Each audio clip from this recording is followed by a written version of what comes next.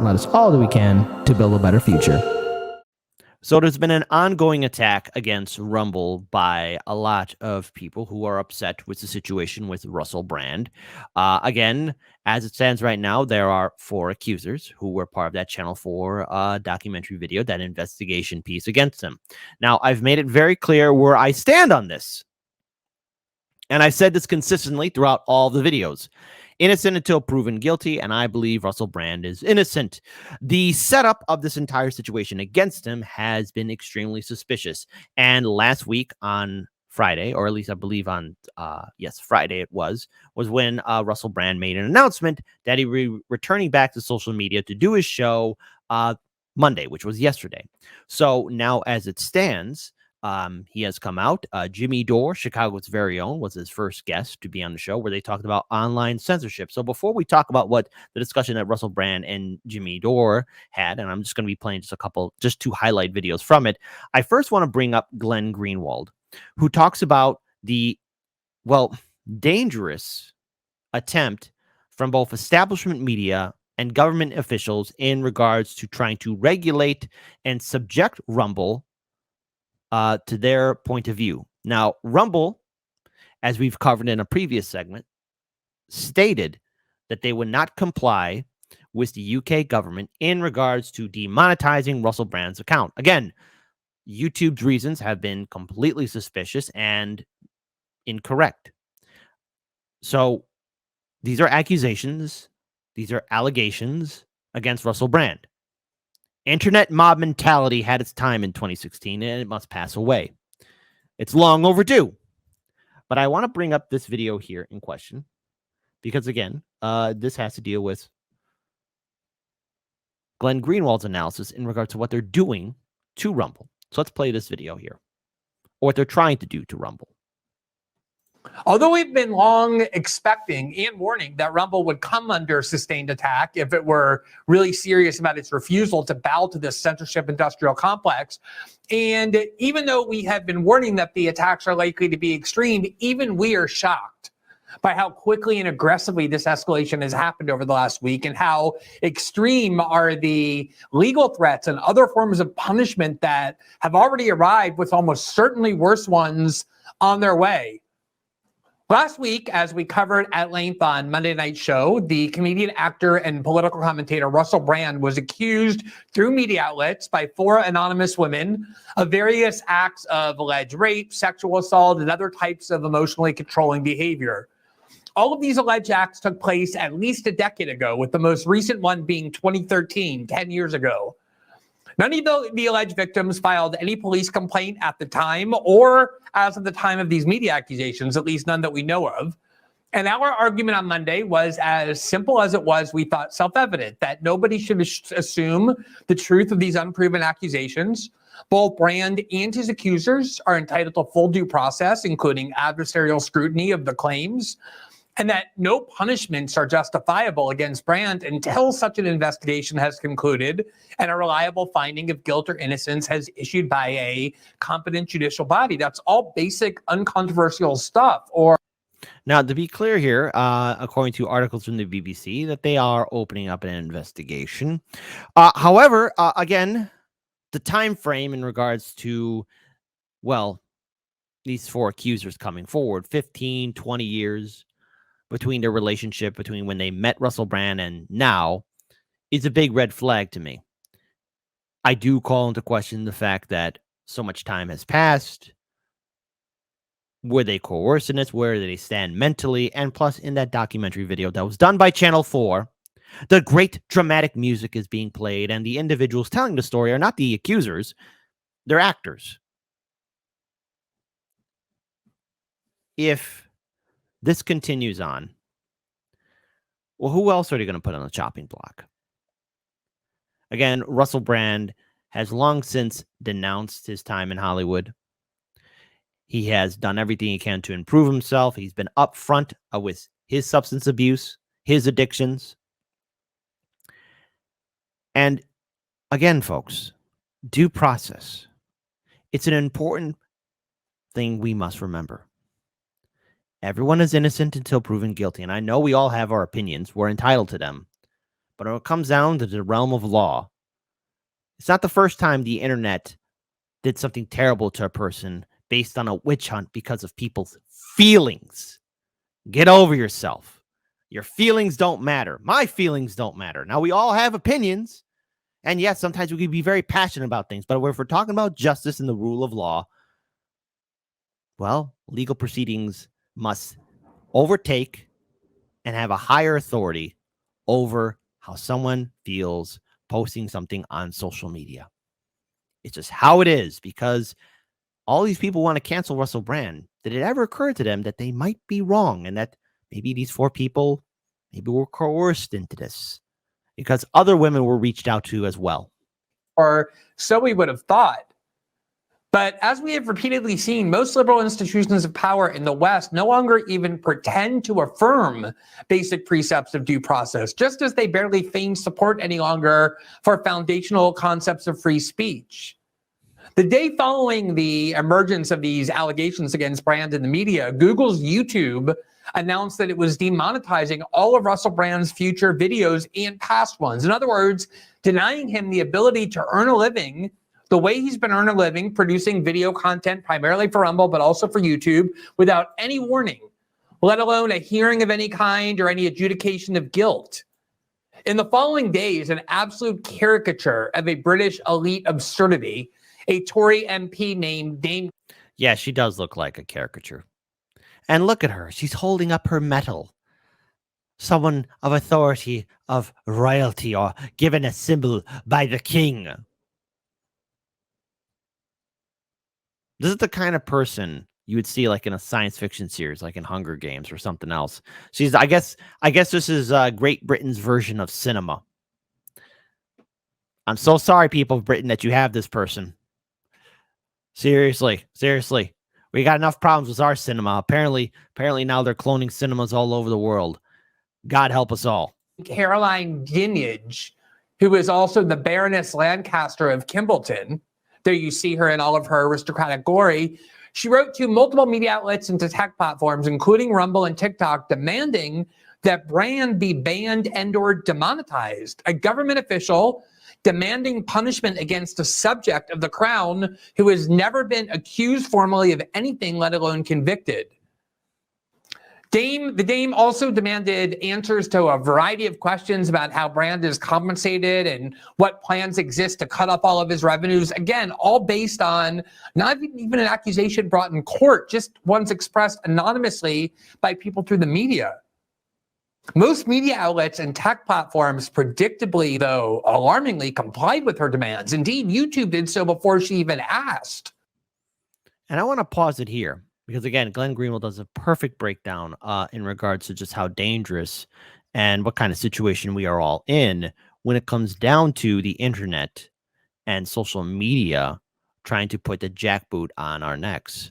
Now, Rumble has not complied, but now Rumble is being attacked by various institutions and establishments because they will not demonetize Russell Brand. What YouTube did is wrong, and YouTube's reasoning is because it could hurt its online community. Now, look, I'm going to speak for myself. Russell Brand lives in Great Britain. I don't know him. I never met him. He's living his own life. His actions are his actions alone. It's not going to impact me emotionally, spiritually, financially, economically, socially, politically, etc. Okay? Because I got my own problems. Now, I understand this day and age where we're all intertwined on social media. Everyone gets triggered. But are you just making it up in your head? There's a lot of mental illness out there, unfortunately, and social media has turned it up to 11. At no point in time has Russell Brand's actions hurt anyone. All right. Now, due process has to take place. That's important. The rule of law must take place, because if we try and make someone guilty and it turns out they're innocent, turns out now, we wasted everyone's time. And again, think about what this does to victims who have been assaulted, who have been harassed, who have been victimized. They're going to be afraid to step forward. So I want to pull up this article here where, again, Russell Brand talks about returning back onto social media. So Russell Brand is back on Rumble more than a week after the allegations, where he's allegedly assaulted 4 women at the height of his fame. Now, again, Russell Brand has been around for quite some time, so I find it interesting that only 4 have come forward. And the other women who were interviewed and reached out by Channel 4, their stories are surprisingly not included in that Channel 4 documentary, or either that they've been dismissed. So I want to pull up this video conversation where Chicago's very own Jimmy Dore comes on as a guest on the Russell Brand show. So I want to play it for all you lovely people because it's important that we hear his perspective and his point of view as well. Because again, YouTube and everybody else, innocent until proven guilty in a court of law. That goes for everyone across the political spectrum. Due process is key, not internet feelings. If that triggers you, guess what? Watch something else. This show's not for you. But if you want to mature and grow, it's important to listen to the whole story, not just one side. I wonder, Jimmy, how you see the role of independent media. And this is a conversation they have about independent media and censorship. And just a side note in regards to independent media and censorship, we here at Heartlands Media have been hit 8 times. All those 8 times were BS reasons by YouTube. Thankfully, our audience and our community and our allies in independent media helped us out. But things have to get better because if they don't, they will get worse.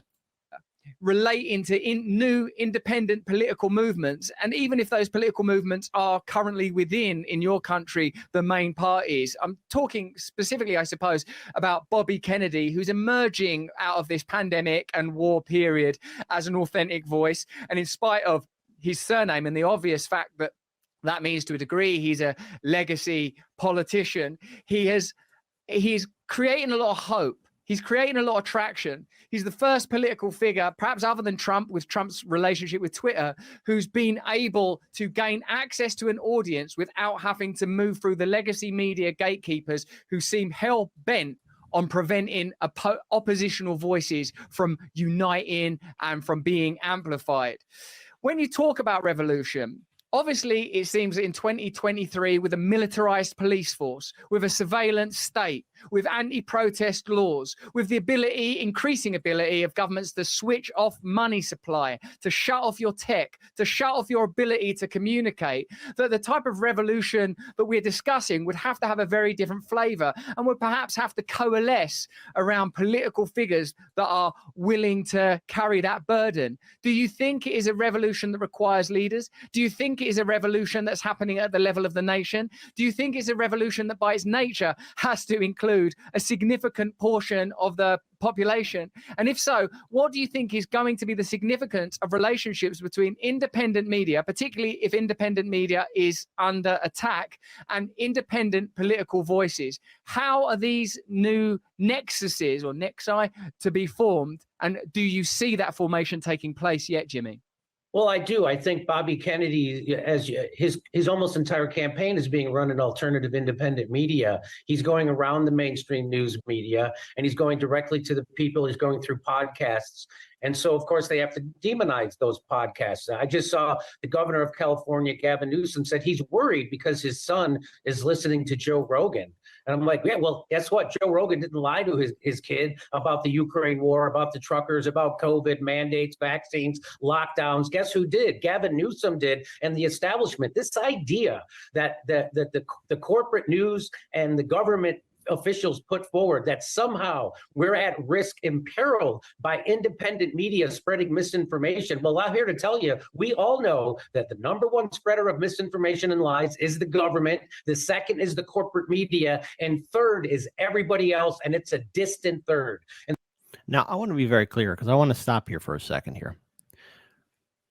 When we've been hit by the YouTube censorship, and yes, it sucks. You know, the first time we got hit, Daniel and I thought it was almost the end of our entire show. Were it not for all of you lovely, beautiful people, we would not exist. And for that, we are grateful for it. But 8 times. One of the reasons we've got hit is when we covered an article on how CNN was slandering Joe Rogan. YouTube said we were giving out medical misinformation. Then when it comes down to covering whistleblowers or January 6th, thankfully our videos and the way we do our commentary and reporting, right, we were able to point out to YouTube, hey, you got this wrong. Hey, this is incorrect. There has to come a point in time to where these institutions that want to tell us what to think and how to feel, we have to start pushing back against them. Now, let's look at CNN, Fox News, MSNBC, the New York Times, all the establishment media outlets. They have had a history of lying and recanting stories and saying, oh, we got it wrong. You know, so let's bring up a shiny good one. Like, how about the Hunter Biden laptop story or Russiagate? Hey, remember this golden gem? There are weapons of mass destruction in Iraq. No one said anything. Corporate media got away with it. Independent media is not the problem. But then notice who's, let's say CNN, for example. Look at who they like to attack the most. People like Russell Brand or Tucker Carlson and Joe Rogan. They say that they're fringe, that they're out there, they're in the woods, they're fringe people. But shockingly, to my shock, and this might shock you as well, they're universally popular. They got millions upon millions. Oh, one more time, third time's the charm. Upon millions of supporters and viewers who watch their content. And Tucker, Joe Rogan, Russell Brand, hey, I'm going to throw in Chicago's very own Jimmy Dore, are able to pull in more views than CNN does on their lame, sinking network. There's a reason why people are tuning away from corporate establishment media. We've been lied to enough. And so this idea that we have to worry about independent citizens having an opinion and sharing it on social media, that's the problem, again, is misdirection. It's having us turn on each other instead of turning on the powerful. And so we have to keep our eye on the ball. And what happened is, I remember when Christian Smalls, if you don't know who that is, he started the Amazon Union on Staten Island in New York City. And he was a black guy who got fired by Amazon at the beginning of COVID. And he stood out there and he organized those workers against them. And who did he organize with? He organized with Trump voters, because that's who is on Staten Island. That's who's working at that Amazon fulfillment center. So this is class. They don't want us coming together by class. That's why they stress identity politics. Let's remember what identity politics is. Instead of the establishment fixing a problem, what they do is they put someone in charge of the problem from a marginalized group. So now if you still complain about that problem, they can dismiss you as a phobe of some kind, a sexist, or a white supremacist. That's what that about. You know what I say? If it was 1860, the Democrats wouldn't be fixing slavery. They'd be bragging about their first transgendered slave owner. So this is real, and that's a joke, but it's also very serious, because they want us to identify as individuals, and they don't want us to identify along class lines, because that is the only thing that scares people. People from the left and the right and the center coming together to realize we have a common interest and a common enemy. That's the only thing that could scare them, and that's the only thing that will do anything to them. And that's why it was so important that they demonized the truckers in Canada. They had to call them white supremacists. They called them Nazis.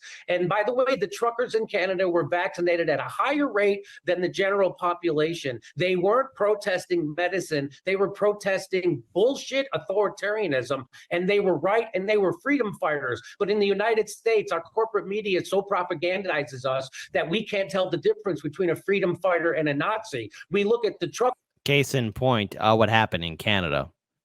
Seriously. Because there's two ways of looking at this. Either the Canadian government knew and expected all of us to be too stupid to not notice or even question anything. Or the other option, no one vetted the guy. Because as soon as I heard that Canadian speaker say, during the Second World War, he was fighting for his country's freedom against the Russian Soviets in 1943. And I'm wondering, wait a minute. Hold on, wait a minute. Let's back it up for you for a second. 1943, so it's the height of the war. The Soviets at this point are our allies. I know, controversial statement there. That's right. Canada, Great Britain, United States, the Soviets were allies. So that means if he was part of a battalion, who was financing and giving it? Oh no. It was the Axis powers. Just throwing it out there. Just how'd you miss that, Canada? Justin Trudeau's government. What the hell? And we call them Nazis, and we look at the Nazis in Ukraine and we call them freedom fighters. That is the upside down, backwards world we have us living in right now. We live in a crazy world. We live in a crazy, crazy world. But hold on.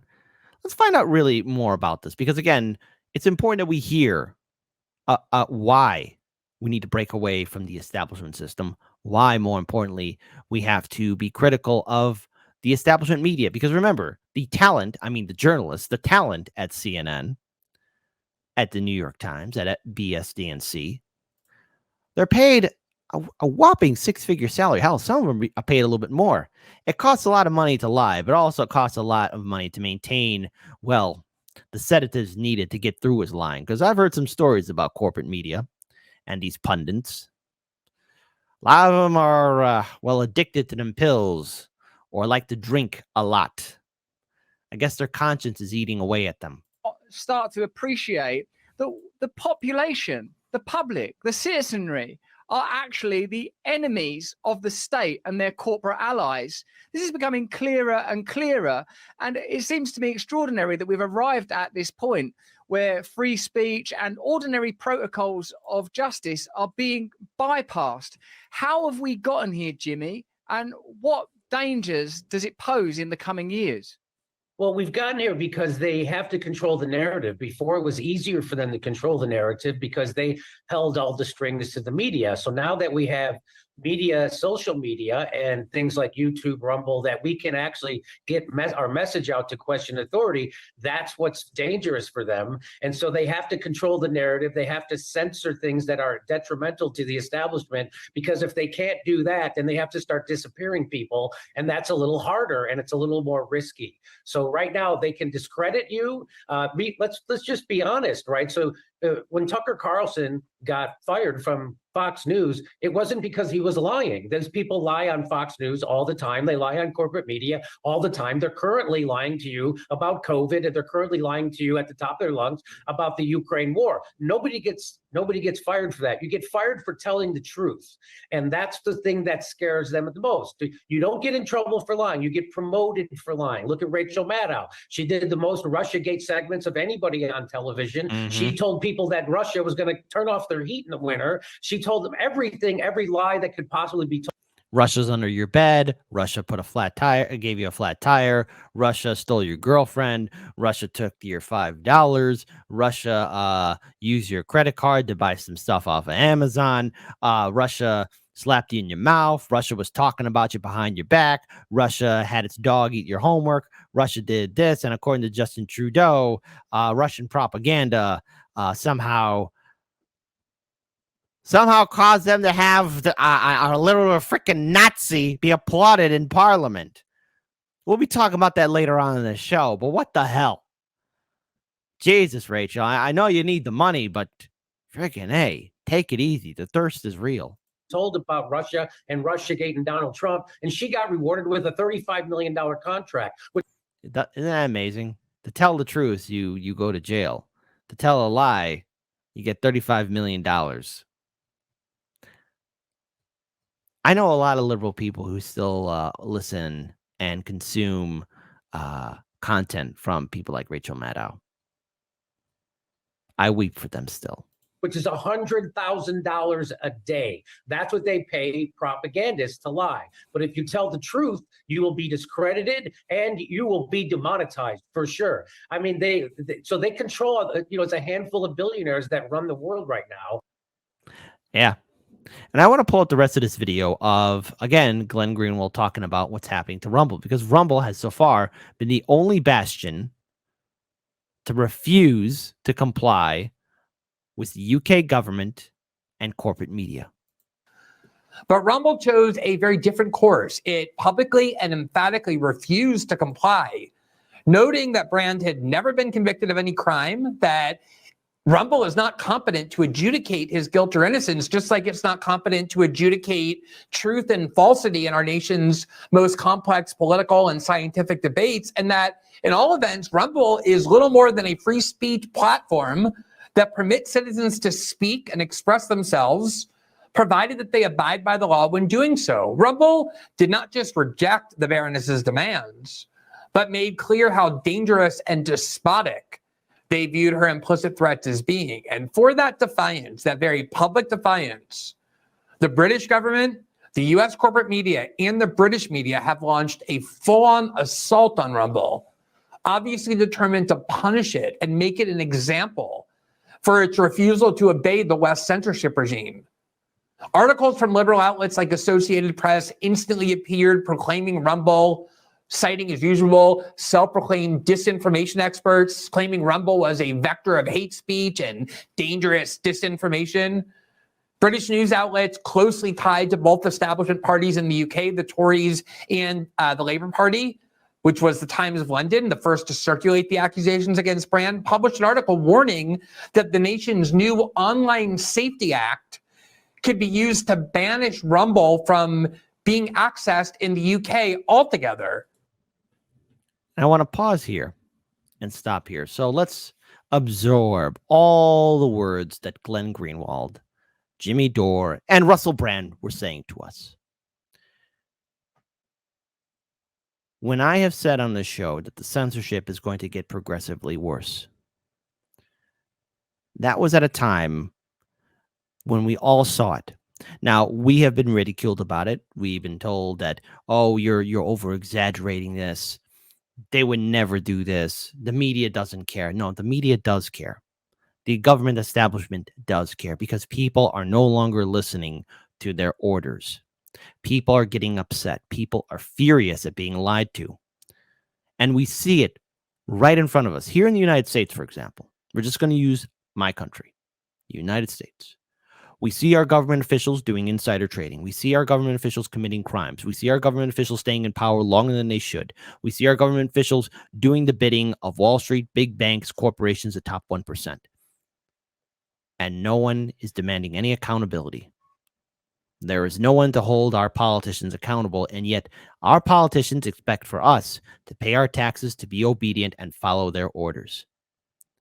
We were abandoned in 2020, but the truth be told, we've been abandoned for a very long time. And because of this, our politicians have been able to create, with the help of their donors, with corporate media, an environment in which we are at each other's throats, that we're constantly being stepped on, and that the truth is being hidden away from us.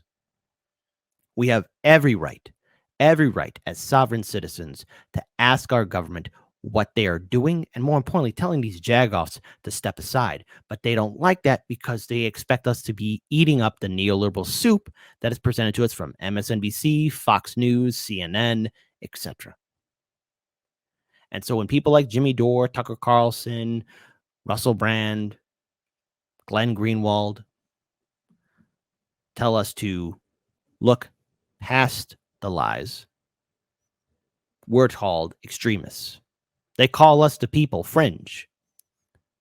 Citizens, especially even before 2016, everyone were collectively making their own choice to turn off cable and walk away from corporate media. And by us doing that, the establishment panicked. They didn't like that, which is why you see CNN and all establishment media online, because they had to bully their way on. They didn't want to have their audience thinking for themselves. And here's the thing. I expect my audience to think for yourselves, for all of you to come up with your own conclusions. But we've all seen the censorship. We've all seen many great people who have been censored on the various platforms. They're afraid of us talking to each other. They're afraid of us communicating with each other, and they don't like it. So what do? Well, we keep on adding on the pressure. We keep on staying one step ahead. And yes, we take that bold initiative by doing things in our community, setting up organizations and movements not connected to DC. And more importantly, being that person to step up. It's not an easy task, but they want to keep us down. Now, this whole attack against Russell Brand,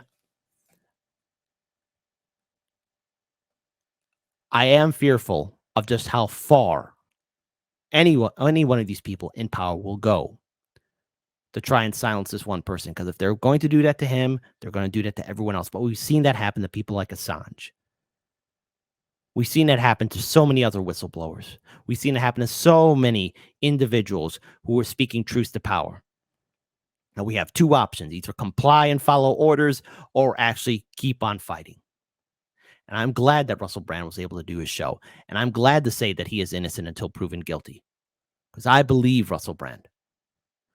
And this attack and this super fast rush to censor him is way too suspicious for my liking. And we have to question everything, no matter what happens. Because if we remain obedient, we are dooming the next generation. Just look at what they're trying to do to Rumble. Look at what they're trying to do to everyone in independent media. And this is why we need to have independent media, because we are the carriers of telling the truth. Now, are there people, especially in independent media, the larger outlets that like to lie when they get that Katzenberg cash? Oh, yeah, they do exist. But that's where you come in, the audience. Because I think all of us have seen firsthand who is authentic, who keeps it real, and more importantly, who keeps on speaking the truth. But at the end of the day, the ball is in your court. Because all of us need to be our own person, our own torch carrier for speaking truth and not being subservient.